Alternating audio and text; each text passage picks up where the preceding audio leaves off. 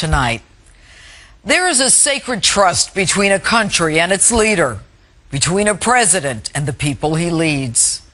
When a leader violates that trust, the people from whom he derives his power have the inalienable right to remove him.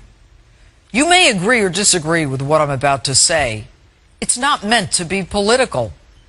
Whatever the context, when you let things slide one after another, the foundation deteriorates. Even water sliding down a rock begins to wear at it and break it down.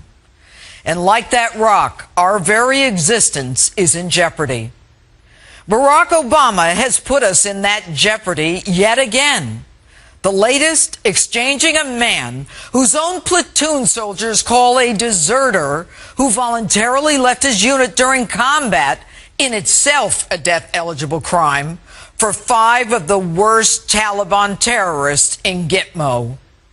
Obama sends out Old Faithful Susan Rice to say this of Bo Bergdahl. He served the United States with honor and distinction. Really? Even the White House had to respin that.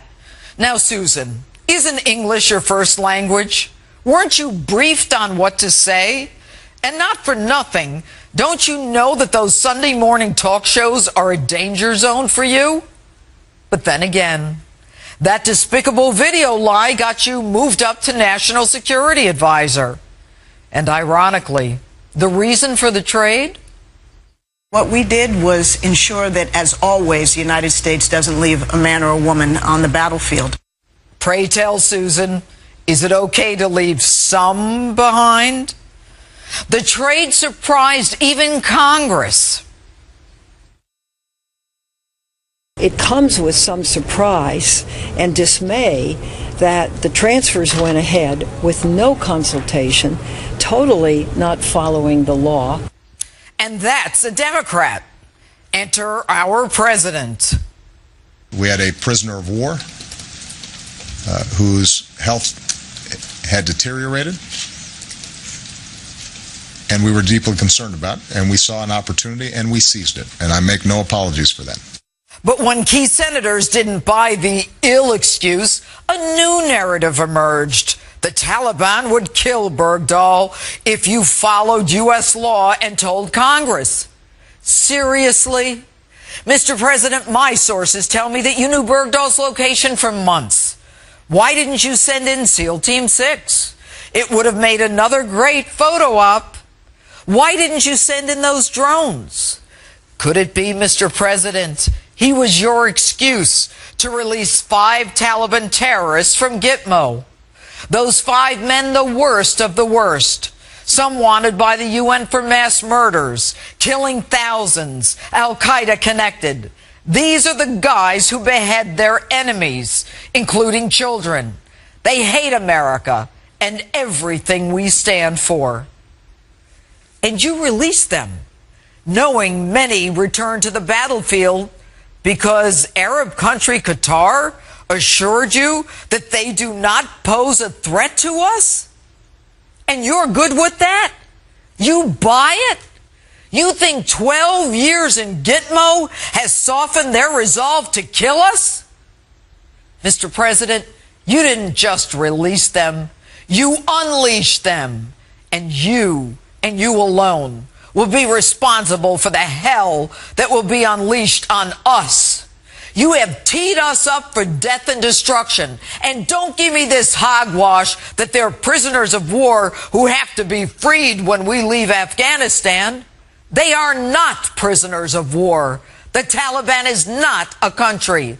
They are enemy combatants who can be held indefinitely and should have been tried for their crimes. And as much as you want to take terms like Islamic extremist and jihad out of our lexicon, the war on terror is far from over. You didn't have to release them. And I don't give a damn whether you try them at Gitmo, in a military tribunal, or in a federal court. United States attorneys have prosecuted these dirtbags and convicted them time and again. Here's the bottom line. You negotiated with terrorists. You broke the very law that you signed. You have shown terrorists that they can win concessions by kidnapping Americans. In the history of this country, we have never traded mass murderers for a deserter. My father and grandfather fought in World War II.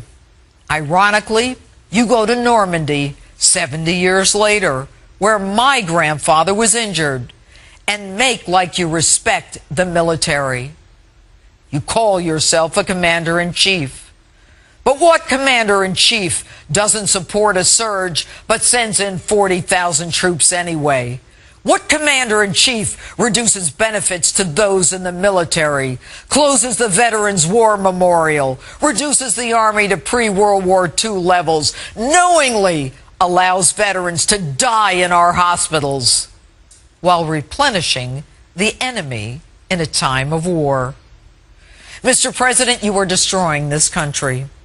You have diminished us on the world stage. You have trampled on the very laws that you swore to uphold. You are not a true commander-in-chief. We've impeached a president for lying about sex with an intern. Your actions, far more egregious, demand impeachment. And that's my open.